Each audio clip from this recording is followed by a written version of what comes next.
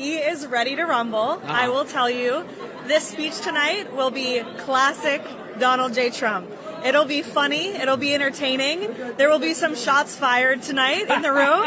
So everyone should tune in. It's going to be really great. I'm looking forward to hearing it. Is disinformation and misinformation online. There will be bite-sized clips that will go viral to the point where there are Americans in this country that believe that what happened Saturday night was staged. How does this White House tackle that with social media companies out there, whether it's X, Facebook, Instagram? How do they work with these companies to make sure that doesn't get out of control? Since the chaos at the White House Correspondents' Dinner last week, the Trump White House has been doing its absolute best to control the narrative surrounding events. With unprecedented speed, we all watched an incident unfold in a room full of top-level politicians, journalists, even influencers, and other members of the media. There were cameras everywhere, and practically as soon as vertical videos of the event started flooding social media, people were either immediately over it or completely obsessed with how fake all of it looked. But before I give you my thoughts on all of this, let's hear what Caroline Leavitt had to say, who, by the way, is about to go on maternity leave. It's certainly a good question, Aisha. I don't have tangible answers for you on what we're doing with social media companies, if anything at all. What I will say is it's very important to us that we get the truth and the facts about this case and any case out there as quickly as possible to dispel some of that crazy nonsense that you do see running rampant online. And I think the Department of Justice and the FBI thus far have done a good job of disseminating the truth and the facts about this alleged attempted assassin, the perpetrator in this case, and I understand he'll be arraigned in court very soon. You all see that, and the Department of Justice will be giving a briefing and an update later today. So as far as we're concerned, just providing maximum transparency and hopefully people will believe the truth rather than the lies and the conspiracies that so often do go crazy. So I want to be careful. There were plenty of people in that room who did not know what was going on. That experience was very real for them. And if I had been there, I would probably be traumatized for a while. Also, some of the journalists who were there have gotten some criticism for having gone at all in the first place. But first of all, I am very grateful that they were there because we've gotten some wonderful first-hand accounts of those events that we simply would not have gotten if the room wasn't full of actual journalists.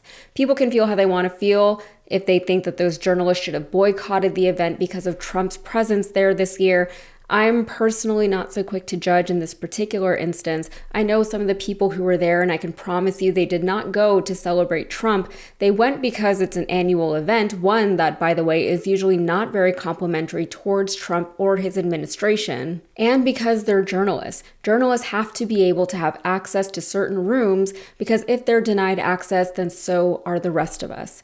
Still, if you think they should have boycotted the event entirely, given the obviously unusual circumstances of this year, specifically the administration's presence there and the administration's attacks against the media and the First Amendment, then I certainly am not going to argue with you. I get your point. But either way, the fallout from the event and the chaos surrounding the alleged assassination attempt has been swift, and the Trump administration does not seem to be handling it well at all. From the man who sat and continued to eat amidst the height of activity, to Donald Trump seemingly standing by himself, lurking behind a curtain, watching everything unfold when he was supposed to have been rushed out of the building, to reports, which again came from real journalists, that event security was incredibly lax, especially considering that the president, the vice president, the Speaker of the House, the defense secretary, the FBI director, and yes, even RFK Jr. were all there in attendance. To the swift retrieval of the alleged shooter's manifesto, to Trump giving a press conference saying this justifies his ballroom, a ballroom, by the way, that he now wants us to pay for, even though before it was supposedly being funded by very shady donations, to all of the MAGA influencers who immediately started parroting the sentiment that Trump needs this ballroom, obviously now, because of the shooting, to Trump giving an interview on 60 Minutes the very next day. To say that people have questions, doubts, and/or concerns is an understatement. What is comforting, though, is that people are finally, after 10 years of dealing with Trump in some kind of political capacity, are finally starting to catch on to the workings of this administration and this party. You cannot trust anything that comes out of Trump's mouth. You can't trust anything from the people who work for him. You can't even trust the influencers that support him. Mis and disinformation has become emblematic of both Trump terms, and I really don't know why it's taking so long for people to finally catch on. Trump has been caught lying more times than anyone can count. He contradicts himself at times. Members of his cabinet contradict themselves and each other. It's always been a nightmare for anyone who wants to understand what's actually going on and what's happening in this country, just listening to these people. Trump still hasn't given us a real reason as to why he's invaded Iran, and if we just listened to him, we would have no real idea of what is going on over there. Have we hit all of our targets or not? Are we putting American boots on the ground or not? Have we decimated their navy or not? Are we controlling the strait or are they? Will this war go on for a few weeks or as long as Vietnam or even Iraq? However, even though many of us on the left have known and understood that the man lies, and that despite what Caroline Leavitt says, this administration has been anything but transparent, even we have been hesitant to believe in things that seem outwardly conspiratorial.